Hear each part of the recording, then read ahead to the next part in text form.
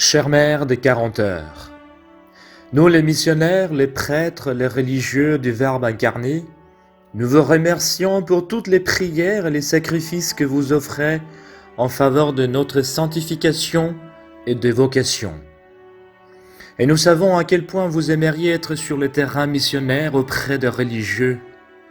Mais néanmoins, comme me le dit le prêtre Segundo Llorente, vous êtes aussi des missionnaires simplement par le seul fait d'être baptisés, et il précise, ces bonnes âmes qui pleurent parce qu'elles ne peuvent pas venir à des missions qu'elles ne le pleurent pas, nous formons tous un corps combattant avec un avant-garde et une arrière-garde.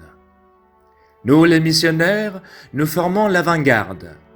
Nous sommes dans les tranchées, mais vous formez l'arrière-garde. Et sans une arrière-garde bien organisée, il n'y a pas d'avant-garde capable d'attaquer efficacement pendant une longue période ou qui puisse contenir l'élan de l'ennemi toujours aux contre-attaques.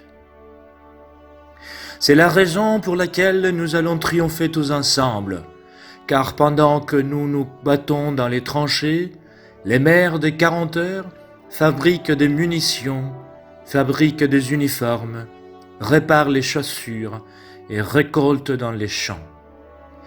Parce que sans l'arrière-garde, nous ne pourrions pas faire un seul pas, car dans les conquêtes spirituelles du royaume du Christ, les fusils sont les prières et les balles sont le sacrifice. Le soldat missionnaire doit tirer sans cesse, et s'il ne dispose pas de munitions à lui seul, bien peu peut faire et peut le fabriquer, explique le père Llorente. C'est vous, les mamans des 40 heures, bonnes âmes à l'arrière, celles qui pleurent parce qu'elles ne sont pas envoyées, celles qui, avec leurs prières et leurs sacrifices, maintiennent le front. En supposant que vous êtes en grâce, vous viviez unis au Christ comme le serment à la vigne, et vous jouez un rôle actif dans la circulation du sang divin à travers les corps mystiques.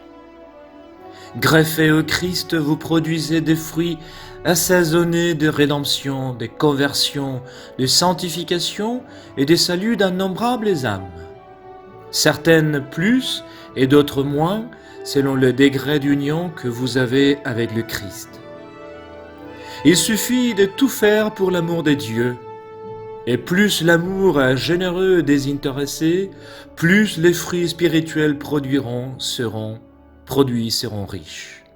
Tout faire pour l'amour du Christ en union intime avec Jésus-Christ produit 3 fruits délicieux: la gloire de Dieu, la sanctification personnelle, la conversion des âmes séparées des dieux. C'est pourquoi, chère mère des 40 heures, nous avons besoin de fusils et de balles.